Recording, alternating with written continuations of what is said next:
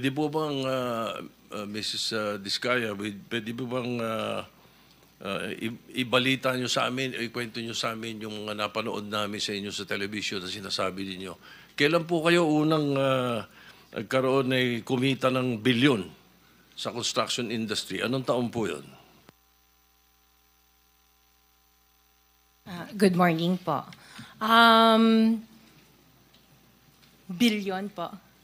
Opo, kwento nung, narinig po namin sa television, sinasabi nyo sa interview nyo dahil tinanong kayo kung anong naging gateway para gumanda ang buhay nyo. Sabi nyo kayo hindi naman nakakaangat nung araw.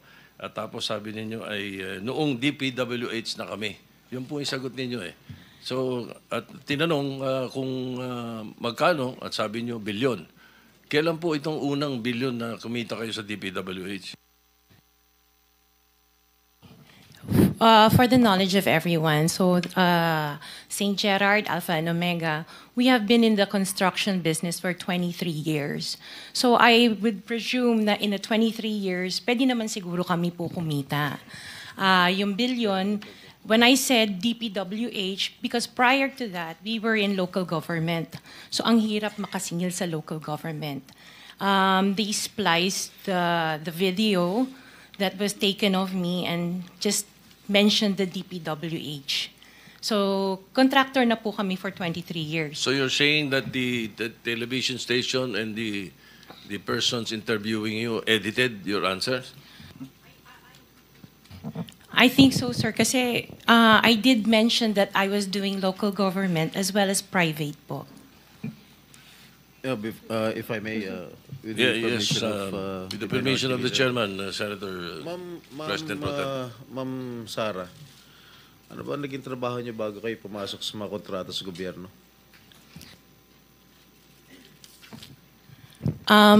My father was a contractor before. Nangongontrata rin pero siya? yes po, Nangongontrata rin sa for DPWH? LGU po. LGU, and then ako I worked sa ibang bansa. Yun po. Anong work mo sa ibang bansa? I was a dental receptionist and an orthodontic nurse. So you are a doctor? Nurse? No po. Yung asawa mo, ano trabaho? He works sa isang development corporation. And him and his brother were parang private contractors sa subdivision namin. Paano kayo, how were you enticed to join the mga kontrata sa DPWH? Who influenced you? Wala naman po. Nakita namin on PhilJeps na may mga projects na pwede palang mag-join. So we joined the bidding na we know that we were qualified for. All right, Mr. Chair, I would like to reserve all my questions if my turn comes already. Thank you, Mr. Chairman, to continue. Senator, Mr. Chairman. Mr. Chairman, Okay, with the permission of Senator Minority Leader. Soto, the Minority Leader. Ma'am, very clear man yun sa video na sinabi mo. Kung kailan kayo kumita ng malaki, sabi mo, noong nag-DPWH na kami. Ngayon, gusto mong i-attribute yung wealth ninyo going back noon pa sa tatay mo, noong nagsimula kayo ganon. Pero very clear, the video won't lie. Sinabi mo, noong nag-DPWH na kami. Yes po. So, kailan ba kayo nag-DPWH? Parang sometime in 2012, nag-start kami with DPWH. Can you be definite with your answer? Parang 2012? Oh, please, because you're under oath, please. Yes po. Make sure of your answers. Sometime in 2012, we started with DPWH. We started with joining biddings. Pero prior to that, we were with local government. Yung mga flood control projects, kailan kayo nag-engage ng flood control projects sa DPWH? Siguro mga 2016 onwards. Please make sure of your answer. Yes po, 2016 onwards po. 2016 onwards. Yes po. 2016 onwards. May follow-up Yeah, yes, ka sir. ba? Yeah, Okay. Go ahead, sir. Go ahead. All right. Kasi based on your... Una sa lahat, would like to clear the reason that we're asking you this, and centering on you at the start. Ganon din ang gagawin namin takbo doon sa ibang mga kontratista rito na nabitin natin na nasa top 15 ng presidente. Nasa top 15 ng presidente, may mga flood control projects, mayroong guni-guni, mayroong ghost, mayroong nagawa, may nagawang palpak, okay, may nagawang tama. Ngayon, tapos marinig namin yung kwento sa television na tungkol doon sa sinasabi nyo na napakarami ninyong kinita at ika nga sa DPWH to 2016 kayo nag-umpisa sa DPWH. Pero yung mga pinakitang mga sasakyan ninyo ay 2022, 2025, 2024. So, lately, yung matindi, hindi po ba, na mga income ninyo? Mga anong taon kaya sa tingin ninyo?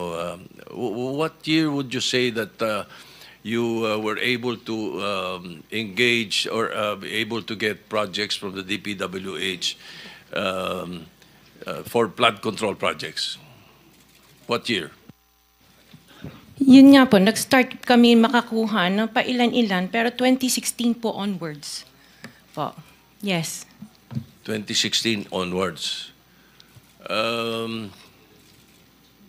In 2017, how much did you pay the BIR on your income tax? Sorry, I don't have the data on me right now kasi I have an accountant that handles that po. Pero I can get it for you. Yes, please. May we request that Yes po. we find out how much your income taxes were paid from that time, 2016 to the present. No? Okay po. All right. Now, Mr. Chairman, in 2015, St. Gerard, which you own also, no, Mrs. Discaya, was suspended by the DPWH. In 2020, they were blacklisted by the DPWH. However, St. Gerard's pickup license was renewed and is valid from July 1, 2023 to January 28, 2026. For St. Timothy, which you also own, it was found out by the President that the 2023 Bulacan River project amounting to 96.4 million was deemed completed even in more than 200 meters of revetment were not built. St. Timothy's pickup license was also renewed 2025 to 2027. So, Engineer Takay, what is the basis for the renewal despite the issues in their previous projects? Sir? Mr. Chair? Engineer Takay, can you not answer? You're the chairman. Bakit itong executive director ang pinasasagot nyo na pinasasagot? Yeah, the blacklist that was issued by the DPWH, Your Honor, has certain time limitations. So, once a notice that the project has been completed, then the blacklist is lifted. And PICAB actually limit of responsibility is we can only institute disciplinary action upon a complaint or a verified violation. Ibig sabihin, pag walang nagko-complain, sige lang na sige. Mr. Chair. That is the limit of our responsibility, Your Honor. The IRR, Section 4.2, states that disqualification under letter CA, involvement in any construction, malperformance of grave consequence, PICAB, under this section, hindi sila, are they are they not disqualified for renewal? The blacklist, Your Honor, is issued by the DPWH. If the blacklist is lifted by the implementing agency, then their licenses can be renewed. However, we also have another mechanism that if there is a verified complaint or complaint from the LGUs or from the implementing agency, then we hear the case and then apply the penalties that are commensurate to the offenses that are being committed. For example, Your Honor, the DOLE reports to us a lot of infractions that are committed by contractors, such as unlicensed contractors implementing construction work, unsafe practices resulting in the death of people in the workplace, and we act upon that immediately. In fact, Your Honor, we submitted, upon the request of the BIR, we submitted last July 25 our transmittal regarding the request for the documents of the construction group of Diskaya, because if and when the Bureau finds out that their papers are not actually compatible to the papers that are submitted at the PCAB, then we will suspend or revoke all of their licenses automatically because there is now complaint. And we have communicated with the Bureau. In fact, I have met with Commissioner Lumagi once, and we have responded to their letter. And along with our letter, we have submitted reams of documents for the Bureau to review, Your Honor. Mr. Chair, Mr. Chair, may I with interject? the before permission of the Minority Leader.